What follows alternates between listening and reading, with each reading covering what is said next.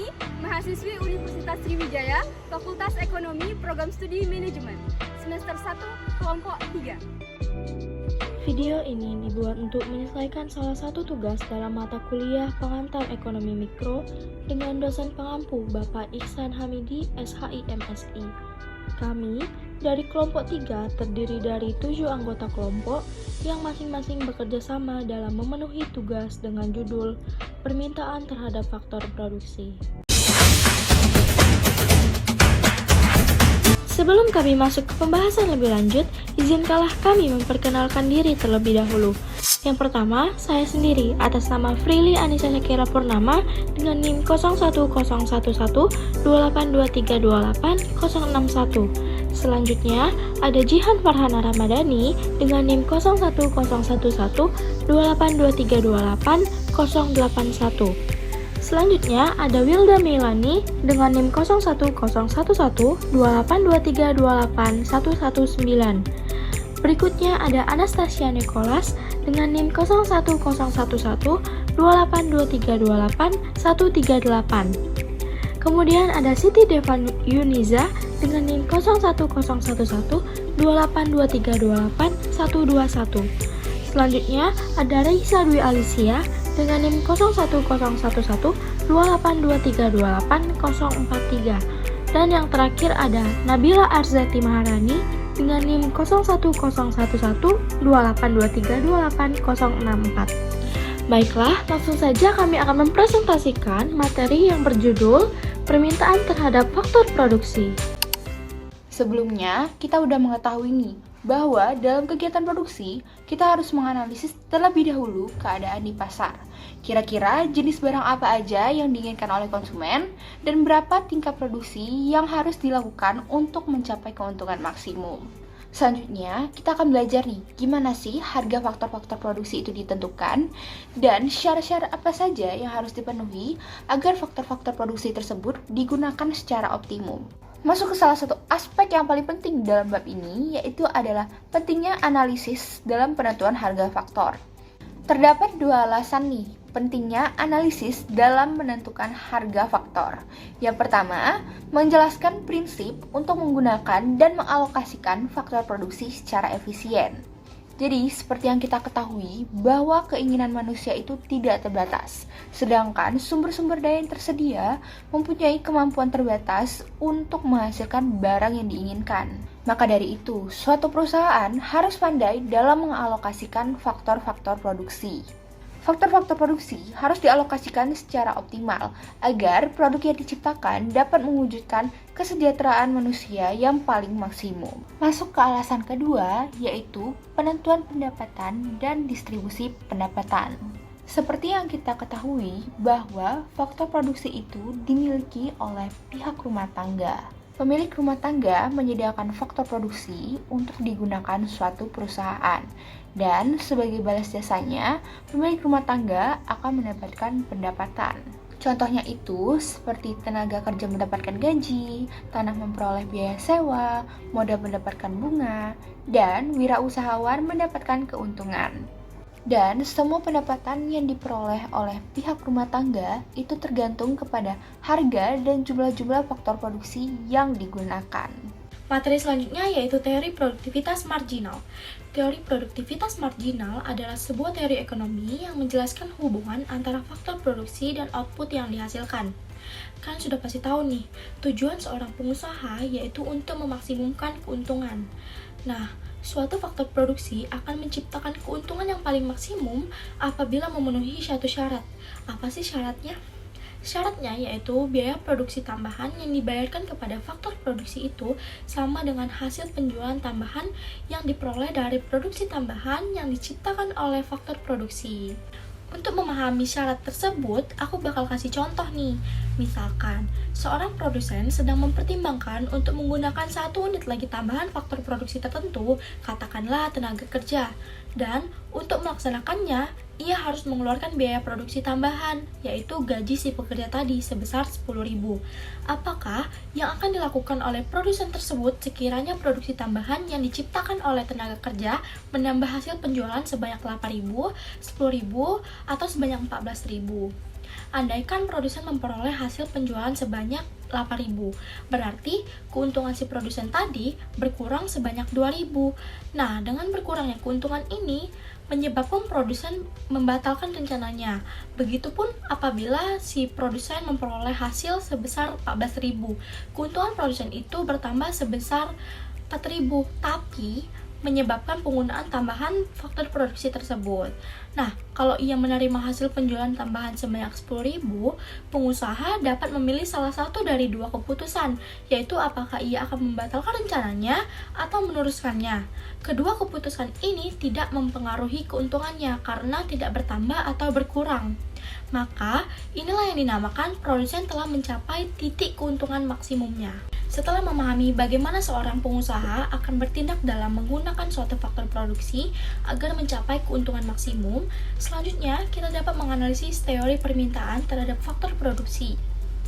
Dalam menerangkan teori ini, kita perlu buat beberapa pemisalan atau asumsi, yaitu sebagai berikut.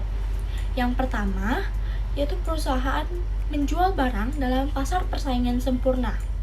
Dalam situasi ini, berarti harga barang tidak berubah walaupun jumlah yang dijual bertambah. Yang kedua, hanya satu faktor produksi yang dapat diubah, misalkan tenaga kerja.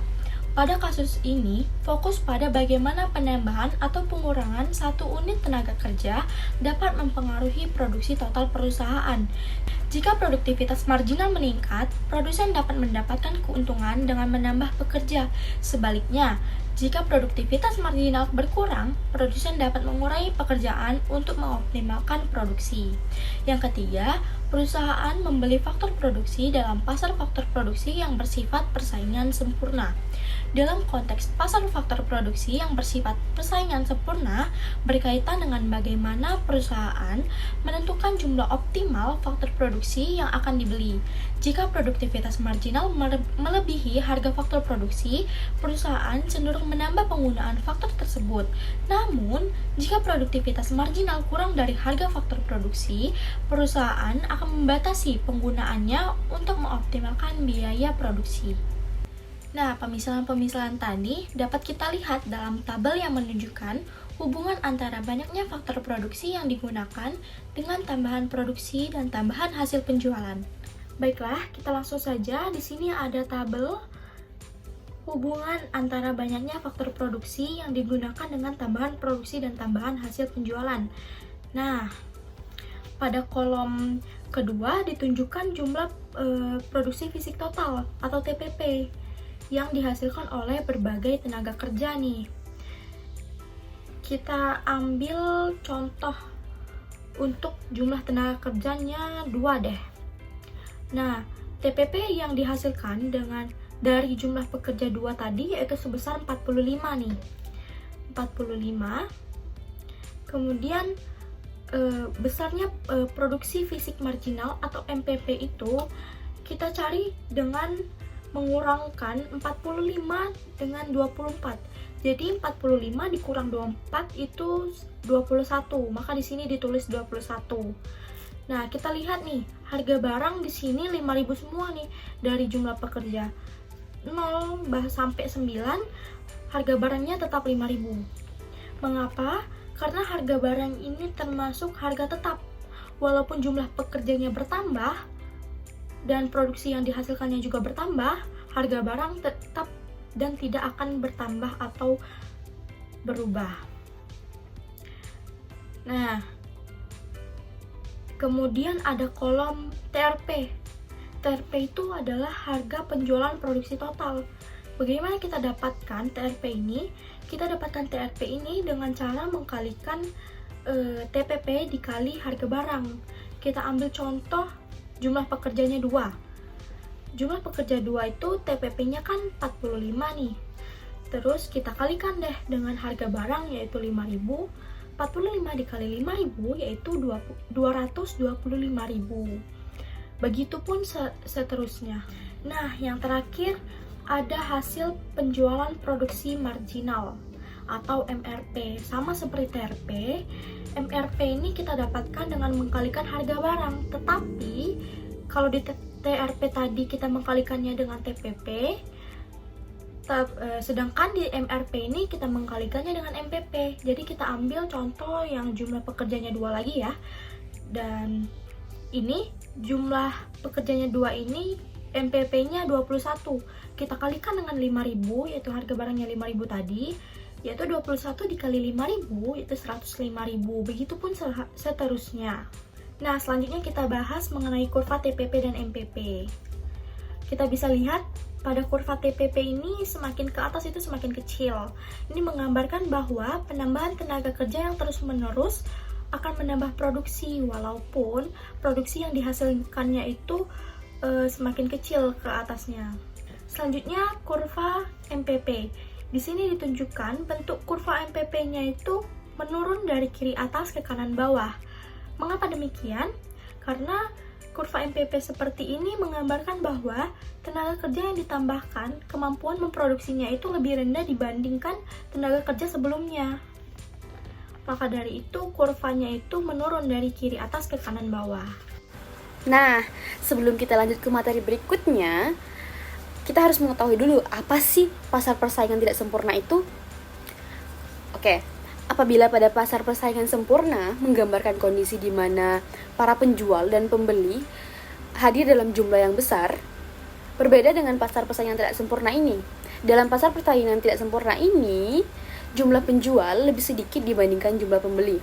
Tapi, meskipun jumlahnya lebih sedikit, penjual berhak atas penjualan yang akan mereka jual dan hanya mereka yang bisa menjual produk tersebut dengan jumlah yang terbatas. Hal ini menyebabkan terjadinya ketidakseimbangan dalam menentukan harga di pasaran. Nah, selanjutnya ada ciri-ciri pasar persaingan tidak sempurna. Ciri yang pertama adalah jumlah penjual lebih sedikit dibandingkan jumlah pembeli. Bahkan ada beberapa pasar persaingan tidak sempurna yang hanya diisi oleh satu penjual saja. Sementara dalam pasar tersebut, jumlah pembeli sangat banyak. Oleh karena itu, penjual dapat meraup keuntungan yang maksimal. Ciri yang kedua, penjual bebas menentukan harga. Di mana di pasar ini, penjual lebih berkuasa dan hanya sedikit yang dapat memengaruhi pasar. Oleh karena itu, penjual bebas menentukan harga. Ciri yang ketiga, sulit untuk berpartisipasi. Industri pasar persaingan tidak sempurna ini hanya mampu dijalankan oleh pihak tertentu. Maka dari itu, cukup sulit bagi penjual lain untuk berpartisipasi atau masuk dan memulai bisnisnya di pasar ini. Ciri yang keempat, ketidakseimbangan antara penjual dan pembeli. Kan kita sudah tahu bahwa di pasar persaingan tidak sempurna ini jumlah penjual lebih sedikit dibandingkan jumlah pembeli. Oleh karena itu, di dalam pasar ini penjual lebih memiliki kuasa dalam menentukan harga. Hal ini dapat menyebabkan ketidakseimbangan antara penjual dan pembeli. Ciri yang terakhir, tidak adanya alternatif pengganti. Minimnya kebebasan untuk berpartisipasi dalam pasar ini membuat ketersediaan atas pengganti produk dengan fungsi dan manfaat yang sama sulit untuk dicari. Selanjutnya, ada jenis-jenis pasar persaingan tidak sempurna.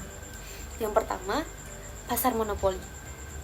Pasar monopoli merupakan suatu kondisi di mana hanya ada satu penjual atau produsen yang menguasai pasar dan melayani semua konsumen yang datang. Produsen atau penjual yang dimaksud adalah yang memiliki kekuatan yang cukup besar dan sudah dikenal oleh masyarakat luas serta memiliki kondisi keuangan yang memadai. Yang kedua, ada pasar oligopoli. Pasar oligopoli merupakan suatu kondisi pasar di mana di dalamnya terdapat beberapa penjual yang menguasai pasar dan ada juga banyak pembeli yang hadir. Pasar oligopoli termasuk ke dalam pasar persaingan tidak sempurna karena barang yang dijual bersifat homogen walaupun ada banyak penjual dan berbeda-beda.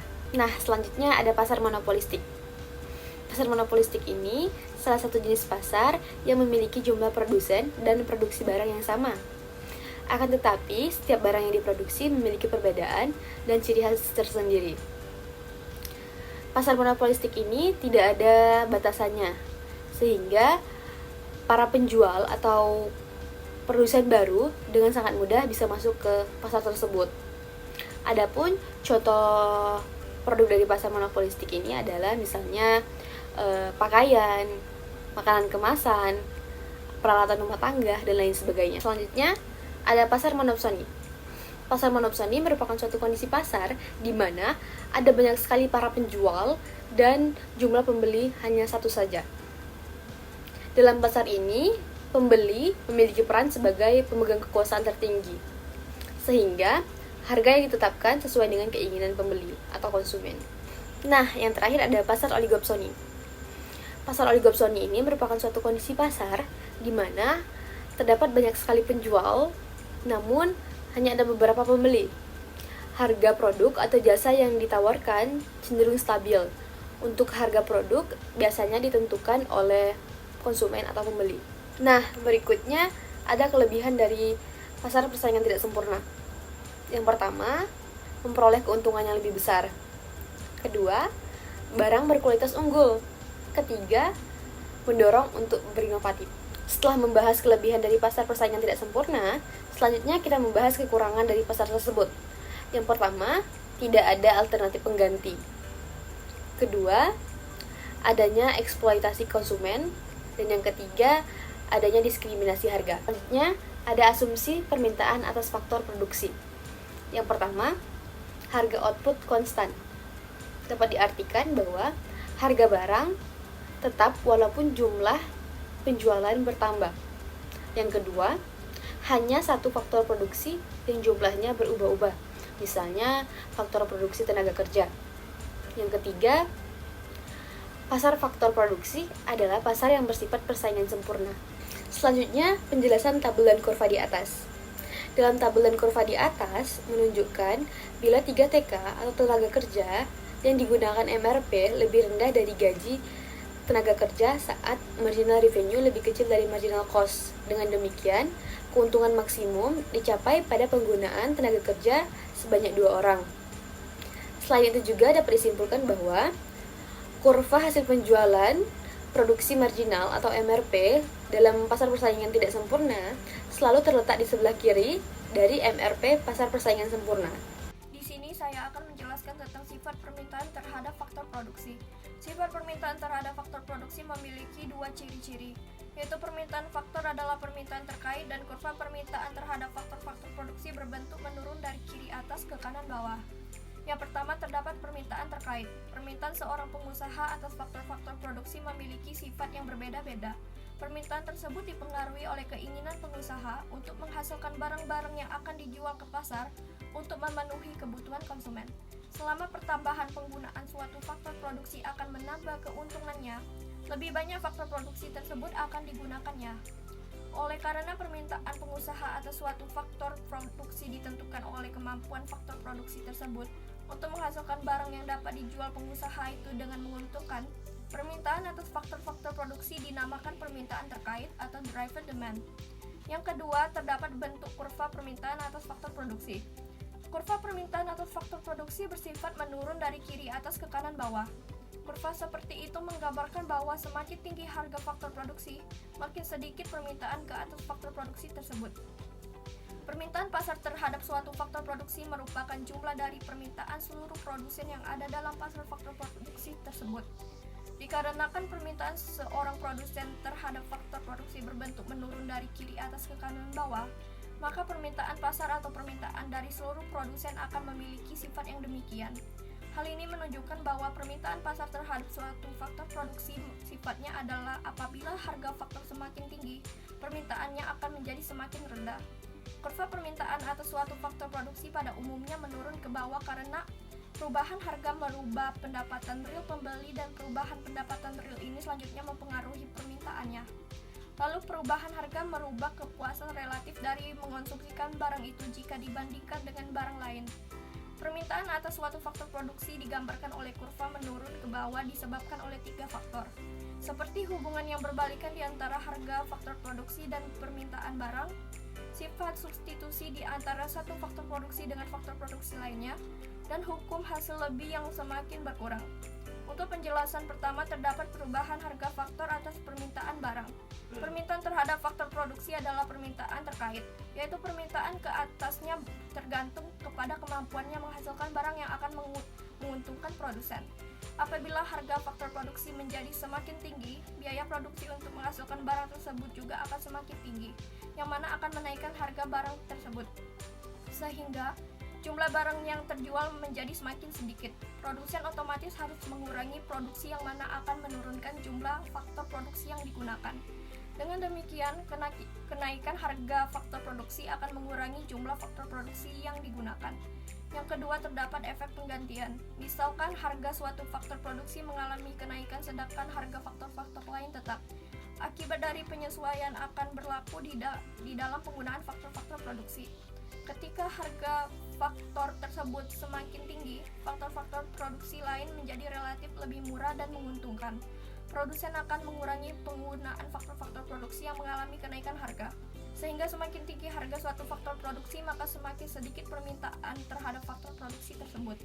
Sebaliknya, semakin rendah harga suatu faktor produksi, maka semakin banyak permintaannya. Lalu yang ketiga atau yang terakhir, terdapat hukum hasil lebih yang semakin berkurang. Kurva permintaan faktor produksi yang semakin menurun disebabkan juga oleh berlakunya hukum hasil lebih yang semakin berkurang. Kurva MRP atau kurva hasil penjualan produksi marginal menurun dari kiri atas ke kanan bawah karena kurva MPP atau kurva pertambahan produksi fisik marginal yang sangat mempengaruhi bentuk kurva MRP juga bersifat seperti itu. Kurva MPP berbentuk seperti itu karena dipengaruhi oleh hukum hasil yang semakin berkurang. Nah, di sini saya akan menjelaskan tentang pergeseran kurva permintaan terhadap faktor-faktor produksi. Ada beberapa faktor yang dapat menggeser kurva permintaan produsen terhadap faktor-faktor produksi. Di antaranya adalah yang pertama, perubahan permintaan atas barang yang dihasilkan. Bisa menguat atau melemah tergantung penyebab perubahan permintaan konsumen. Perubahan dalam permintaan atas suatu barang yang menyebabkan perubahan dalam jumlah produksi akan menimbulkan perubahan dalam permintaan atas faktor produksi. Misalnya, jika terjadi peningkatan permintaan atas suatu barang, produsen mungkin akan membutuhkan lebih banyak faktor produksi untuk memenuhi kebutuhan produksinya. Hal ini dapat menyebabkan kurva permintaan faktor produksi bergerak ke atas, mencerminkan peningkatan permintaan terkait dengan produksi barang tersebut. Kedua, perubahan harga dari faktor produksi lain yang digunakan. Jika harga faktor produksi lain semakin mahal, maka faktor produksi yang kita gunakan permintaannya akan bertambah. Perubahan harga dari faktor produksi lain yang digunakan juga dapat memengaruhi kurva permintaan faktor produksi. Di dalam memproduksikan suatu barang, digunakan beberapa faktor produksi, dan untuk mencapai suatu tingkat produksi tertentu, suatu faktor produksi akan dikurangi penggunaannya apabila lebih banyak faktor-faktor produksi lain digunakan. Jika harga faktor produksi lain naik, produsen mungkin akan mencari alternatif dan beralih ke faktor produksi yang lebih terjangkau. Sebaliknya, jika harga faktor produksi lain turun, produsen dapat lebih memilih faktor produksi tersebut, menyebabkan kurva permintaan faktor produksi yang lebih rendah. Dengan demikian, perubahan harga faktor produksi lain dapat merubah dinamika permintaan terhadap faktor produksi tertentu. Dilihat dari kurva di atas, bahwa titik awal permintaan barang X berada pada garis D, kemudian berpindah ke kiri menjadi D1. Hal tersebut disebabkan oleh adanya kenaikan harga barang X yang awalnya 550 menjadi 700, sehingga membuat permintaan terhadap barang X yang awalnya 950 menjadi 750. Akibat dari perubahan harga ini, membuat kurva permintaan dari barang X bergeser ke kiri, dari garis D ke garis D1. Berdasarkan gambar di atas, terlihat bahwa adanya pergeseran kurva permintaan ke kanan yang diwakili oleh garis D2. Harga barang X turun dari 550 menjadi 350. Hal ini menyebabkan permintaan terhadap barang X naik, yang awalnya 950 menjadi 1.300. Berdasarkan penjelasan tadi, dapat disimpulkan bahwa pergeseran kurva permintaan ke kanan menandakan adanya peningkatan permintaan terhadap suatu barang. Selanjutnya ada elastisitas permintaan faktor produksi. Terdapat beberapa faktor penentu elastisitas permintaan faktor produksi. Yang pertama ada elastisitas permintaan dari barang yang dihasilkan. Semakin elastis permintaan barang tersebut, maka semakin besar pula kenaikan permintaan yang disebabkan oleh penurunan harga. Sedangkan pertambahan yang besar atas permintaan akan menambah permintaan yang besar pula atas faktor produksi. Dengan demikian, semakin elastis permintaan terhadap barang yang dihasilkan, maka semakin elastis pula permintaan terhadap faktor produksi. Selanjutnya yang kedua, ada perbandingan di antara ongkos yang dibayar kepada faktor produksi dengan ongkos total. Biaya produksi akan mempengaruhi harga, maka harga barang yang dihasilkan oleh perusahaan pertama akan mengalami kenaikan yang lebih tinggi dari harga barang yang dihasilkan oleh perusahaan kedua.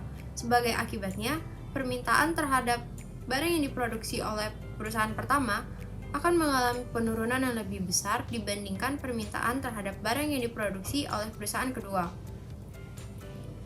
Penurunan permintaan faktor produksi ini akan mengalami perubahan yang sama sifatnya dengan perubahan permintaan terhadap barang yang dihasilkan. Dari keadaan ini dapatlah kita simpulkan bahwa semakin besar bagian dari biaya produksi total yang dibayarkan kepada suatu faktor produksi, maka semakin lebih elastis permintaan faktor produksi tersebut. Selanjutnya, yang ketiga, yaitu tingkat penggantian di antara faktor produksi. Untuk memproduksi suatu barang, biasanya diperlukan beberapa jenis faktor produksi, dan untuk mencapai suatu tingkat produksi tertentu, terdapat beberapa gabungan faktor produksi yang dapat dipilih. Apabila terdapat banyak faktor produksi lain yang dapat menggantikannya, permintaan faktor produksi tersebut akan sangat menurun kalau harganya naik, dan akan mengalami pertambahan kalau harganya menurun. Maka secara umum dapat dikatakan bahwa semakin banyak faktor-faktor produksi lain yang dapat menggantikan suatu faktor produksi, maka semakin elastis permintaan atas faktor produksi tersebut. Selanjutnya yang terakhir, yang keempat, yaitu tingkat penurunan produksi fisik marginal. Produksi fisik marginal sangat mempengaruhi permintaan terhadap suatu faktor produksi, yaitu semakin cepat penurunan fisik marginal, maka semakin tidak elastis permintaan ke atas faktor produksi yang bersangkutan. Berdasarkan materi yang telah dibahas sebelumnya mengenai permintaan terhadap faktor-faktor produksi yang memisahkan bahwa perusahaan hanya menggunakan satu faktor produksi yang dapat berubah jumlahnya, dan faktor lainnya dianggap tetap. Melalui permisalan ini, kemudian dapat digambarkan bagaimana perusahaan membuat keputusan dalam menentukan jumlah faktor produksi yang akan digunakan untuk memaksimumkan keuntungan. Permisalan ini sangat berbeda dengan keadaan yang umumnya terwujud dalam kegiatan perusahaan yang sebenarnya. Karena dalam memproduksi barang-barangnya, perusahaan biasanya serentak menggunakan beberapa faktor produksi yang dapat diubah jumlahnya. Berdasarkan pernyataan tersebut, maka diperlukan analisis mengenai bagaimana cara perusahaan menentukan penggunaan optimum dari berbagai faktor produksi. Cara perusahaan menentukan penggunaan optimum dalam memproduksi produknya adalah melalui dua cara, yaitu yang pertama adalah gabungan faktor produksi yang meminimumkan biaya. Dan yang kedua yaitu adalah gabungan faktor produksi yang memaksimumkan keuntungan. Cara yang pertama adalah gabungan faktor produksi yang meminimumkan biaya. Kita misalkan dengan dua faktor produksi yang digunakan dalam suatu perusahaan adalah modal dan tenaga kerja. Produksi nilai marginal dari modal adalah dapat disimbolkan dengan NPPC, sedangkan produksi nilai marginal tenaga kerja dapat disimbolkan dengan NPPL. Untuk menunjukkan syarat dalam meminimumkan biaya, maka perlu memperhatikan dua keadaan berikut, yaitu yang pertama adalah harga tenaga kerja dan modal adalah sama, dan yang kedua yaitu adalah harga tenaga kerja dan modal adalah berbeda. Syarat keadaan yang pertama yaitu adalah syarat untuk kasus harga faktor yang sama. Seandainya harga satu unit modal adalah sama dengan harga satu unit tenaga kerja, yaitu misalnya dengan harga Rp10.000, apakah syarat untuk meminimumkan biaya produksi tersebut? Syaratnya adalah masing-masing faktor produksi harus digunakan sampai di tingkat di mana NPPC sama dengan NPPL. Artinya, pada saat NPPC lebih besar daripada NPPL, maka modal yang digunakan harus lebih banyak. Proses pergantian faktor produksi ini harus dilangsungkan sampai di tingkat di mana NPPC sama dengan NPPL tersebut terwujud. Sebaliknya, jika NPPL yang lebih besar daripada NPPC, maka tenaga kerja yang diperlukan harus lebih banyak. Sehingga tercapailah di mana keadaan yaitu NPPC sama dengan NPPL. Syarat keadaan yang kedua yaitu adalah syarat untuk kasus harga faktor produksi yang berbeda. Umumnya jarang terjadi kondisi di mana harga faktor produksi adalah sama. Jika harga faktor produksi berbeda, maka syarat tersebut perlu disesuaikan. Lantas, bagaimanakah syarat untuk mencapai peminimuman biaya produksi tersebut? Syaratnya dapat dirumuskan yaitu penggunaan faktor-faktor produksi akan meminimumkan biaya apabila setiap rupiah yang dibayarkan kepada faktor produksi menghasilkan produksi marginal yang sama besarnya. Produksi fisik marginal dari modal dan tenaga kerja untuk setiap rupiah adalah NPP per rupiah dari modal sama dengan NPPC per PC, NPP per rupiah dari tenaga kerja sama dengan NMPL per PL, di mana PC adalah harga 1 unit modal dan PL adalah harga 1 unit tenaga kerja. Berdasarkan syarat di atas, yaitu NPPC per rupiah harus sama dengan NPPL per rupiah, maka dapat dirumuskan seperti berikut, yaitu adalah NPPC per PC sama dengan NPPL per PL. Apabila NPPC per PC lebih besar daripada NPPL per PL, maka perusahaan perlu menambah penggunaan modal dan mengurangi penggunaan tenaga kerja untuk meminimumkan biaya.